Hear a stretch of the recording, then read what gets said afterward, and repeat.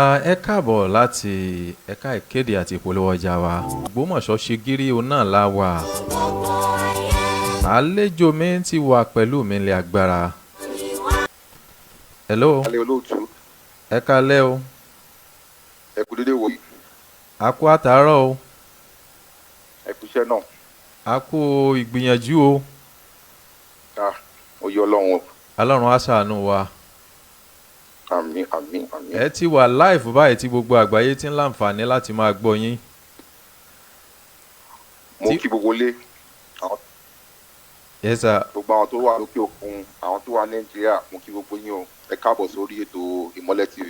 Ẹ ṣé gan lórí ètò Ògbómọ̀ṣọ́ SEGIRI òun la wà níbi tá a ti máa ń yànnàná lórí gbogbo àwọn nǹkan tí ń lọ nípa Ògbómọ̀ṣọ́.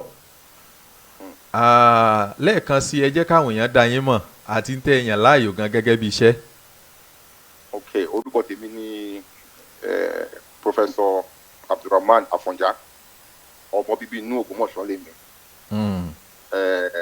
Sójà ní méjèèjì tẹ́lẹ̀. Mo dẹ̀ jẹ́ engineer.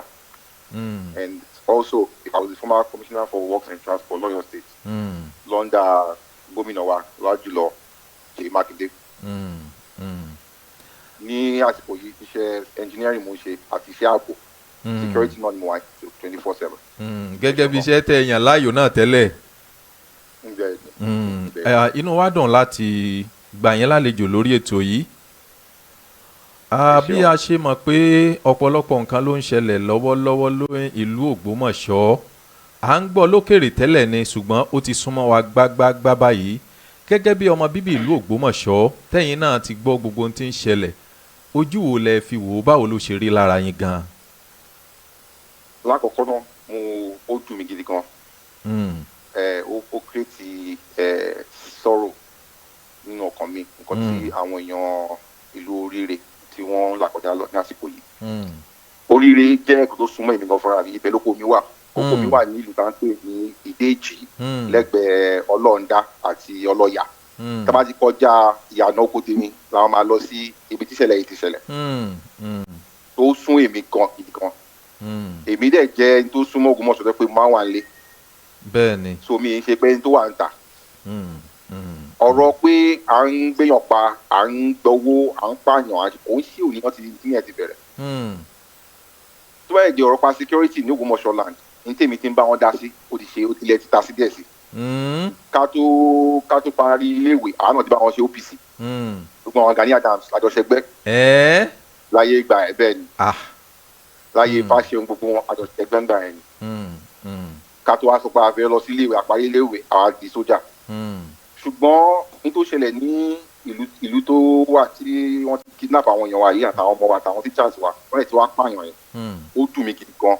Tó dẹ̀ nídìí pé kí gbogbo wa ká jọ sowọ́pọ̀ láti jàjà yẹn, láti cleanse gbogbo àwọn tó wà ní gbogbo àwọn olùgbò tó wà mẹ́rin. Àwọn èèyàn wà ní gbó yẹn táwọn èèyàn mọ̀, wọ́n ti wà bẹ́ẹ̀ tipẹ́tipẹ́. Táwọn èèyàn wò fura. Tọ́wọ́n mọ̀ fura. Ẹran ti man tó wá láti Maryland ní US tó wá kọ́ hòtẹ́ẹ̀lì s'Ògbómọ̀ṣọ́. Wọ́n dẹ̀ wọnú Ògbómọ̀ṣọ́, tọ́dẹ̀ wọnú hòtẹ́ẹ̀lì, wọ́n dẹ̀ kidnap wọn àti kọ́pà. Wọ́n dẹ̀ lọ pa. Ó dẹ̀ máa ń bá àwọn èèyàn mú ní àwọn ọmọ wa náà aláti bá wọn sọ̀rọ̀. Nǹkan méjì ló máa ń ṣẹlẹ̀. Ìsídà pé wọ́n mọ àwọn tó wọlé àbí wọ́n kún wọn lápá láti ṣe lọ́ọ́ ṣe. Bẹ́ẹ̀ ni àjòjì ó lè mọ̀ lú bí ó ń lù ú. Tó nílùú. Tó aláti máa bá àwọn ọmọ asọ̀rọ̀ náà. Pé ìjọ kan náà ló máa kàn yín o tẹ́ ẹ bá ṣe tó kẹ́kẹ́ ṣe. Àwọn táyípà wà nínú iṣẹ́ ààbò báyìí gbogbo tó bá gbà la máa fún.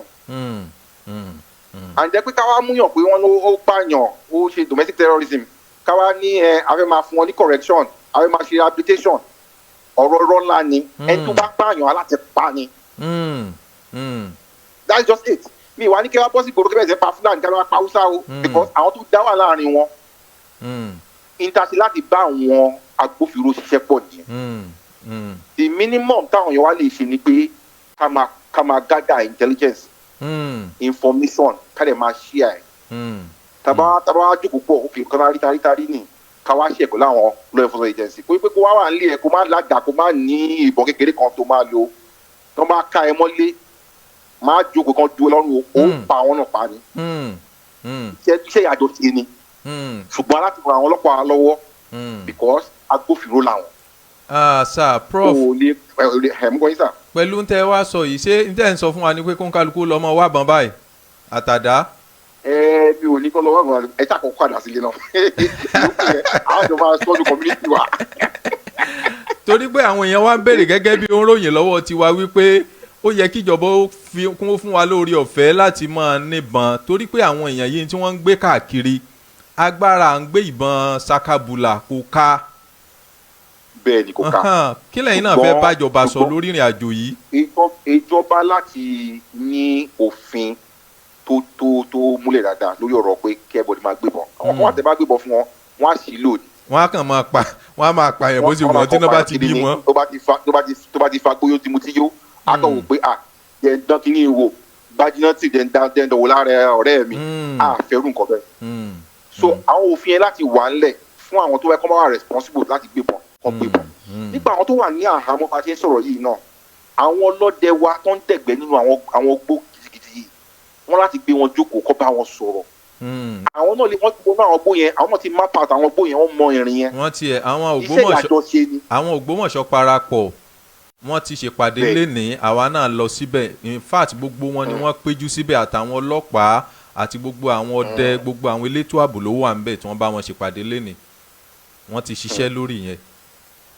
so bí wọ́n máa dé sí Ògbómọ̀ṣọ́ náà ní weekend yìí mo máa lọ síbẹ̀ even ní 2 days ago àwọn boys mi náà ti lọ bẹ̀ tí mo ti kọ́ lọ ṣe nípa pé ní physical security assessment láti mọ tó ń ṣẹlẹ̀ táwọn àgbẹ̀yẹ táwọn náà lè gbé. ká tó tẹ̀síwájú lágbọ̀ndàn bẹ̀ yẹn mo fẹ́ tiẹ̀ kọ́kọ́ kẹ́dùn pẹ̀lú gbogbo ọmọ Ògbómọ̀ṣọ́ pàápàá jùlọ àwọn tíṣẹ̀lẹ̀ yẹn ṣẹlẹ̀ sí ẹni tó bímọ àwọn ọmọ tí wọn ò jọ ọdún méjì wà ń bẹ ọmọ ọdún mẹ́rin wà ń bẹ ẹni tí wọ́n ti pa ọkọ rẹ̀ wà ń bẹ ẹni tí ìyàwó rẹ̀ wà ń bẹ tí kò tí ì sírètí jọ tí wọ́n dé báyìí afẹ́kẹ́ kọ́kọ́ bá wọn kẹ́dùn. mo kẹ́dùn pẹ̀lú àwọn ará ilé ìkànnì ará ilé náà jẹ́ fèmí ìgbésẹ̀ náà ń gbé ibẹ̀ ni ohun ìní mi wà ibẹ̀ nílé tèmi náà wà mo kẹ́dùn pẹ̀lú wọn ó dùn mí ẹgbẹ́ ni ebi pé wọn fi nǹkan dúnyàn lọ́kàn bí bóyá dùn mí sí nìyẹn Ọlọ́run adé wà pẹ̀lú wọn Ọlọ́run gbàdúrà wọn àwọn tó wà nínú àhámọ́ náà Ọlọ́run bá wa gbà wọn jáde lálàáfíà a ní rí ohun burúkú mọ́ nílùú Ògbómọ̀ṣọ́ Olúwa dẹ̀ máa gbé wa ní gbogbo gbà alálẹ̀ Ògbómọ̀ṣọ́ náà kò ní tú wá sílẹ̀ lágbára Ọlọ́run àwọn ìyá wọn tán ti lùsọ̀kọ wọn náà Ọlọ́run náà á tẹ̀kẹ̀ àwọn òkú yẹn àtàwọn ọmọ náà tó wọ̀ ní bàbá mọ́ Ọlọ́run á ṣe bàbá fún wọn lágbára Ọlọ́run. wọ́n ti dìbò wọn náà máa lọ kí nílé láti rí ìbọn tí ìjọba lè ṣe fún wọn láti ràn wọ́n tán. ó dáa Ọlọ́run aṣọ yín dé láyọ̀. ẹ jẹ́ ká wá lọ báyìí gẹ́gẹ́ bí ẹni tó jáde tó nírìírí tó tún jẹ́ ọ̀jọ̀gbọ́n àwọn ibi tẹ́yìn ti rìnrìn àjò lọ kí ni intẹ́ lè bá wa sọ tí àwọn èèyàn wa tí wọ́n lè rí ẹ̀kọ́ kọ́ látara rẹ̀ láti mọ ìgbésẹ̀ tó kàn láti gbé ẹ bá wa ṣé òkínní yẹn lórí screen káwọn èèyàn mọ̀ rí. ìkíní ni pé ìjọba ò lè dá ṣiṣẹ́ yìí fúnra wọn. àwọn èèyàn wa wọ́n rawọ́ ẹ̀bẹ̀ yìí wọ́n rawọ́ ẹ̀bẹ̀ síjọba.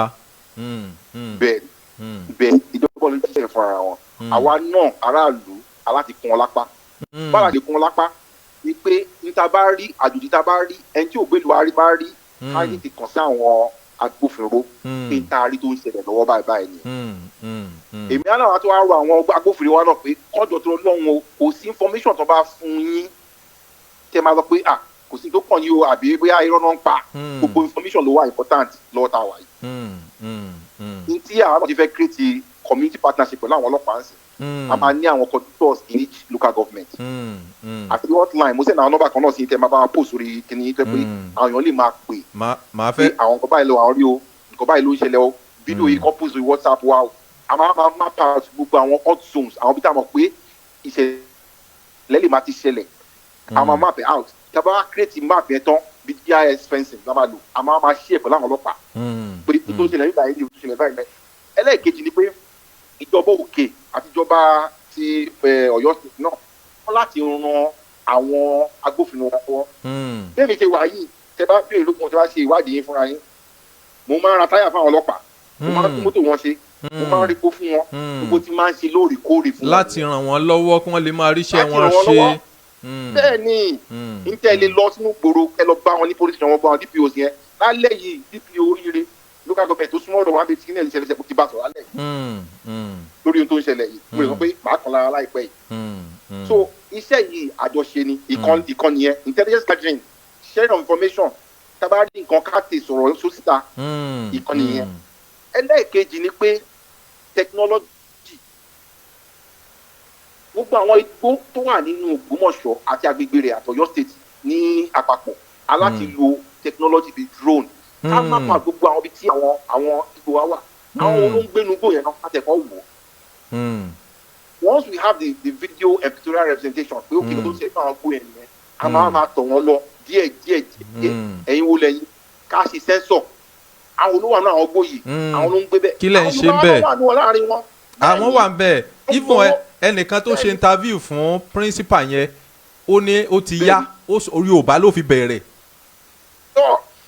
ṣùgbọ́n àwọn kò ṣe àwọn èèyàn wa náà wọ́n ń gbọ́ Yorùbá ló yìí láti kọ́jú náà so àlejò pé bí Yorùbá ló ń sọ̀rọ̀ ó lè má jẹ́ Yorùbá náà wọ́n tún fi yẹn sẹ́gbẹ́ kan fún but àwọn Yorùbá wa ok àwọn tó wà nígbò yẹn báwọn ṣe ń jẹun wọ́n ṣe máa lọ sọ́jà lọ́ra gan. bẹ́ẹ̀ ni.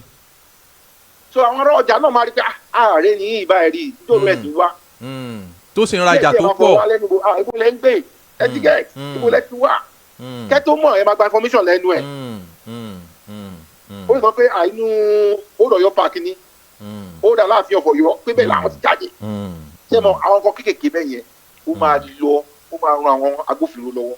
so technology gbogbo àwọn bíi àwọn main roads yẹn gbogbo àwọn bíi tí schools wà yẹn ó yẹ ká ní cameras tí state lè máa monitor àwọn DPO stations wọn máa ní access àwọn monitoring kí wọn because ojú wọn ò lè wọn ní enough people láti ṣiṣẹ́ yẹn but tí technology bá kún wọn lápá tó ń répo náà ní lóòrèkóòrè tí mọ́tò kò ní problem àwọn people yìí wọn á lè tẹ̀ wọn dáadáa ẹlẹ́ẹ̀kejì àwọn agbófinró ta kó síta wọn ò sanwó gidi fún wọn alátìmílò bá sanwó gidi fún wọn kọ́ máa rówó tẹ́ kó máa fi máa tọ́jú àwọn ẹbí wọn. kò ní jẹ́ pé àìríjà àìrímọ̀ ó jẹ́ bùkátà fáwọn náà tí wọ́n fi ní ṣiṣẹ́ wọn bó ṣe yẹ.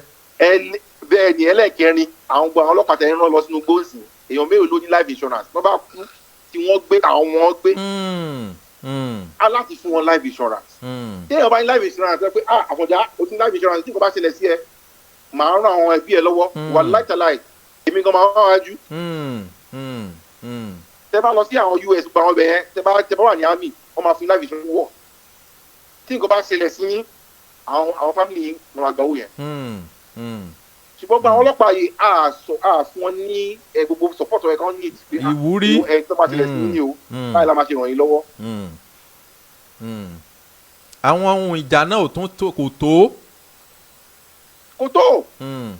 kò tó. wọ́n láti fún wọn láwọn ìjà because àwọn tẹ́lẹ̀ tún sọ yìí ẹ̀mọ́ tó wá ṣẹlẹ̀ àwọn foreigners tó ń ṣe mining kiri tó ń wá sínú àwọn olúwa àwọn tó ń fún wọn lówó náà ń fún wọn níbọn àwọn tẹ́ bá rí pé wọ́n tún jíyàn gbé tọ́ pé wọ́n lówó lọ́wọ́ àwọn jíyàn gbé wọ́n pààyàn. ẹlẹ́ẹ̀kẹrin ni pé ẹni tó bá pààyàn pípa ló yẹ ká pa. ayé ìgbà kan ni wọ́n lọ ń pààyàn wọ́n ní wọ́n ti gbé wọn lọ sí gáló kíní kan wọ́n máa yìnbọn fún wọn lórí níta gbangba báyìí ni gbogbo wa máa rí. ìsìn yìí máa gbọ́dọ̀ kan fi pé Christian lòun òun lè sign death warrant kí ló mean èèyàn pààyàn ó rape èèyàn ó blow bí kan up ó wá ní òun lè sign death warrant ẹ̀ ilé wa fẹ́ fi sọ pé káwọn èèyàn fi lè kẹ́kọ̀ọ́ láyé gbà yẹn báyìí wọ́n máa tẹ èèyàn má gbà ni wọ́n dẹ̀ ìbò fẹ́ nìyẹn bẹ́ẹ̀ ni tí wọ́n televise ẹ̀ but ní ìsìn kò sí yẹn mọ́. àwa rí pé àwọn tí ń dà lúrú gan-an wọ́n ní wọ́n fi wọ́n sí inú ẹ̀wọ̀n láàrin ijọ́ mélòó wọ́n ní wọ́n ti ronú pìwàdà wọ́n dẹ̀ tún ní wọ́n máa bá àwọn aráàlú gbé. that's it. so kò sí yẹn mọ́ aláti change kìíní ẹ̀ death penalty ó láti wà ní forefront. It must be enforced. ìwọ tá a bá ti mú pé o pààyàn àbójúyàn gbé ikú ni kò gbẹ̀yìn ẹ̀ ní kẹ́ pààyàn títí o kẹ́bẹ̀ sí tún wọn náà o ní tèmi sọ fún yín kò kẹ́ ṣe kọ́ nìyẹn o ẹ mú wọn fáwọn ọlọ́pàá káwọn náà lè ṣàjọ níta ọlọ́pàá rẹ bá dẹ̀ ṣe tó bá mú yàn á fẹ́ máa mọ̀ ẹ̀yin tẹ́ pẹ́ jẹ́ journalist náà ẹ láti máa tẹ̀lé any issue tó bá ṣe any crime. bàbá yẹn tí wọ́n bá fún wa lórí ọ̀fẹ́ yẹn tí wọ́n bá fún wa lórí ọ̀fẹ́ láti tẹ̀lé ni omi gan wọ́n ní ẹ má débẹ̀ wọ́n ní ẹ má wádìí. so táwọn àdúgbò bá ń gbọ́ nǹkan bẹ́ẹ̀ yẹn àwọn kan máa bẹ̀rù láti fẹ́ sọ̀rọ̀ síta pé báyìí torí bẹ́ẹ̀ àwọn nọ́mbà tí a bá fún yín yẹn méjì ti wà lọ́wọ́ yín already màá send donor two ní báyìí Monday ìwọ tó bá fẹ́ dárúkọ ẹ tó bá fẹ́ report ní tó bá ń ṣẹlẹ̀ ní area ẹ o láti dárúkọ ẹ kọ message kò fi voice note ẹjọ ṣé nọ́mbà yẹn sì wà lọ́wọ́ yín tá a lè pè kí wọ́n lè gbé sórí agbágbé nsìn. bẹ́ẹ̀ ni mo sẹ̀rẹ̀ sí WhatsApp yín náà àwọn nọ́mbà méjì mo kọ́ ránṣẹ́ sí. ẹ dákun tẹ́ ẹ bá lè rí báwọn mi bá ní kẹ́ ẹ pè é. ẹ bẹ́ẹ̀ ni màá pè síta ń sìn. so a lè lórí ọ̀fẹ́ àti gbé sórí agbágbé àwọn èèyàn. òyìnbó la fi pe kíní ni àbí Yorùbá la fi pe. ẹ pè ní òyìnbó náà. ẹ sá pè lóyìnbó. òyìnbó náà ló ń kálukú gbé nọ́mbà 080. òdo ẹ̀jọ ọ̀kan èjì ẹ̀sán ẹ̀fà ẹ̀jọ àrún òdo ọ̀kan 1. ẹ ti ẹ gbìyànjú àmọ́ pé lè sọ Yorùbá gan báyìí 080 12 96 88 501 ṣé kò ti lé. bẹ́ẹ̀ni ó ti pé àbí. ẹ jẹ́ pé kejì fún yín ẹ jẹ́ n tún yẹn pè. ok 081 àbí. bẹ́ẹ̀ni ẹ máa sọ. ok 080. no 081 ẹ wà right 081 ni o. 081 ni. 29 68 85 01. mo sábà kó ti lé so ẹ jẹ́ kí n pè fún gbogbo ara lílẹ̀ kan sí i nọ́mbà tẹ́ ẹ lè pè sí tẹ́ ẹ bá rí ohunkóhun bóyá tí ó pè fún àkíyèsí fún àwọn agbófinró àbí àwọn elétò ààbò 081 29 68 85 01 àbí. bẹ́ẹ̀ ẹlẹ́ẹ̀kejì 081 081 21 21 74 74 72 72 46 46 081 21 74 72 46. so gbogbo àwọn tó wà ní Ògbómọ̀ṣọ́ àti Òkè Ògùn bẹ́ẹ̀ni ni wọ́n láǹfààní láti pe nọ́mbà yìí. bẹ́ẹ̀ni tí àwọn tí Ọ̀yọ́ àti àwọn Ìbàràpá by Monday ẹ máa rí yẹn gbà. ó dáa sá ẹ ṣé gan adúpẹ́ lọ́wọ́ yín fún ìfẹ́ ìlú Ògbómọ̀ṣọ́. tó fẹ́ join wa wọ́n pe nọ́mbà yẹn náà wọ́n fi méjì lẹ̀ pé àwọn fẹ́ táwọn náà fẹ́ ṣe iṣẹ́ ètò ààbò lọ́dọ̀ yín. bẹ́ẹ̀ni àdùnmá iṣẹ́ yẹn pọ̀ ni and then tẹ́ bá rántí lánàá gómìnà Ọlájùlọ Mákindé wọ́n sign ní executive order kan tó sọ pé ìwọ tó bá ju èèyàn márùn-ún lọ tẹ́ bá ń kóra ẹjọ́ fún security àbí nǹkan kan bẹ́ẹ̀ yẹn ẹ láti wá register pẹ̀lú security trust fund lóyún Ìbàdàn àwa ti register pẹ̀lú wọn tẹ́lẹ̀ iṣẹ́ táwa ṣe ni fàwọn ò ní problem pẹ̀lú irú nǹkan bẹ́ẹ̀ yẹn and then most of security táwa bá ń ṣe iṣẹ́ rural areas táwa ń ṣe anyway torí àwọn tó máa ń díyàn gbé tó máa ń díyàn pa and then ẹni tó bá fẹ́ ran àwọn ọlọ́pàá lọ́wọ́ àbáwọn tó ń ṣiṣẹ́ náà ẹ kàn sí wa ní tẹ́ bá fẹ́ fi ràn yàn wá lọ́wọ́ bó ṣe material ni kọ́ mo ṣe ń lọ sí kíní báyìí sìn àwọn raincoat oúnjẹ gbogbo ẹ̀ ni màá kó dání fún àwọn ará bíi so that ara wọn lè balẹ̀ ṣẹ́kẹ́ bọ́ mi fún mú òjò ń rọ̀ so ara lè support wọn àtòhunkóhun tó bá tún bá mi sọ tí wọ́n wà pẹ̀lú wọn náà a máa ṣiṣẹ́ tọ̀ so anything táwọn bá lè ṣe ẹ kàn sí wa àwa náà máa fún feedback lágbára náà ẹ ṣé gan àmín ẹ ṣé gan ẹ ní ṣìṣe o lágbára Ọlọ́run iṣẹ́ ìṣe yín yóò mọ tẹ̀síwájú o. láàrin ìṣẹ́jú kan kẹ́ ẹ tó lọ kí ni ẹ fẹ́ bá gbogbo ọmọ bíbí ìlú Ògbómọ̀ṣọ́ sọ nírú àkókò bíi eléyìí ìmọ̀ràn wo lẹ ní fún wa. ẹ̀yin ará Ògbómọ̀ṣọ́ ẹ̀yin ará ilé ẹ̀yin ẹbí tará ọ̀rẹ́ Ọlọ́run wà pẹ̀lú gbogbo wa o. àmín. ohun jàǹbá òkúrú kò ní wọlé wa o. àmín. àní irú ẹ̀ mọ́ o. àmín. mo fẹ́ ká fọkàn balẹ̀. ká ẹ máa jáfara pé tó báyìí máa ṣẹlẹ̀ sí wa o àbí kí àwọn èèyàn máa wà confused ẹ má wọrí gbogbo tó bá yẹ káwa náà ṣe láti ran Ògbómọ̀ṣọ́ parapọ̀ Ògbómọ̀ṣọ́ development àwọn lọ́ba tó wà lÓgbómọ̀ṣọ́ ọdún kan gbà kan mo sọ pa àwọn lọ́ba àwọn lọ́ba wà very important nínú tó wà nílẹ̀. tó ráwọn náà ló lórí ìlú. àwọn ọba àwọn ọba institution ni wọ́n ò lè sí under local government any local government ó yẹ kán dá dúró ni ó yẹ káwọn ọba yẹn dá dúró council wọn kán dá dúró bí judiciary ṣe wà tí executive wà etiquette káwọn náà dá dúró fún ara wọn etiquette pọ̀ mí sìn because àwọn náà tún mú aráàlú jù bẹ́ẹ̀ ni so àwọn náà máa jẹ́ partner pẹ̀lú local government chairman àti governor àti presidency àjọṣepọ̀ ni so mo á lọ fún àwọn aráalé pé ẹ má fòyà àwa tí ó yẹ ká ṣe náà á dà sí ọmọlé ni wá kó dẹ̀ sì yé wa so I counsel everybody like I said with that number tí a ti fi sórí ètò yìí ẹni tó bá fẹ́ sọ wọ́n fẹ́ pè wá fún peter suba kẹ́ ẹ tó mọ̀ lọ àmì ẹ jẹ́ kí n pe nọ́mbà yẹn lẹ́ẹ̀kan sí i fún gbogbo ẹ̀yin tí ẹ bá fẹ́ pè fún ọ̀rọ̀ ètò ààbò abẹ́ lóhunkóhun tí ẹ fẹ́ sọ 081 29 68 85 01 nọ́mbà kejì 081 21 74 72 46 prof kẹ́ ẹ tó mọ̀ lọ ẹ jẹ́ káwọn èèyàn dá orúkọ yín mọ̀ lẹ́ẹ̀kan sí i. orúkọ mi ni Professor Raphael Abdulrahman Afonja ọmọ bíbí inú Ògbómọ̀ṣọ́ ní sàlẹ̀ àfọ̀n ilé adésíyàn sàlẹ̀ àfọ̀n. ilé wo gan ni ọmọ bíbí ilé wo lẹ pé. ilé adésíyàn. ilé adésíyàn nísàlẹ̀ àfọ̀n. bẹ́ẹ̀ nísàlẹ̀ àfọ̀n Ògbómọ̀ṣọ́ north local government. olúwa ṣeun a padà tún pè yín fún ọ̀rọ̀ òṣèlú ńgbà tẹ́ ẹ bá dé torí pé a fẹ́ tọ́ bọ̀bẹ̀ yẹn náà ṣùgbọ́n ètò pàtàkì wà fún yẹn nǹkan tó jọmọ́ ọ̀rọ̀ Ògbómọ̀ṣọ́ òun ló jẹ́ ká pè yín pé a mọ̀ pé ẹlẹ́yinjú àánú ni yín tí ìfẹ́ ìlú Ògbómọ̀ṣọ́ sì jẹ́ yín lógún so inú wa dùn láti gbà yín lálejò. lágbára Ọlọ́run ọdún sí yín fún àwọn kọ́lá sí yín náà bàbá mi kíkan ọdún lórí ètò yìí. àwọn náà ń gbọ́ o àwọn náà ń gbọ́ ẹ ṣé gan o ẹ ní ṣiṣẹ́ o àmì ayọ̀ láàfin ríra ó dàbọ̀.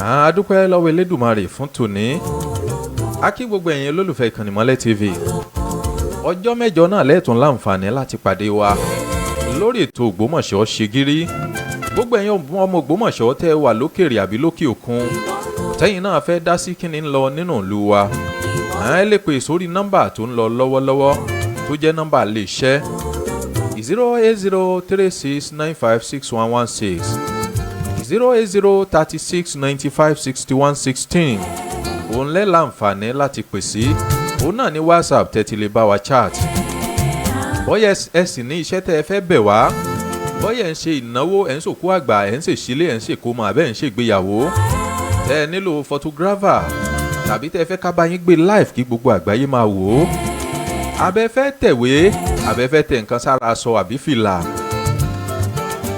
gbogbo onírúurú tẹ́ ẹ bá fẹ́ ṣe tó jọmọ́ láì iṣẹ́ ìròyìn ẹ lè kàn sí Ìmọ́lẹ̀ TV iléeṣẹ́ wa wà ní Tanímọ̀lá òpópónà tó lọ sí Òkè Àánú nílùú Ògbómọ̀ṣọ́ bẹ́ẹ̀ pẹ̀lú òun la wà ní C&S secretariat ní oríta Basọ̀run nílùú Ìbàdàn bẹ́ẹ̀ pẹ̀lú ní ẹ̀ka iléeṣẹ́ wa tún wà ní adjacent Ìdí Àpẹ́ Baptist Church nílùú Èjìgbò Ọ̀ṣun State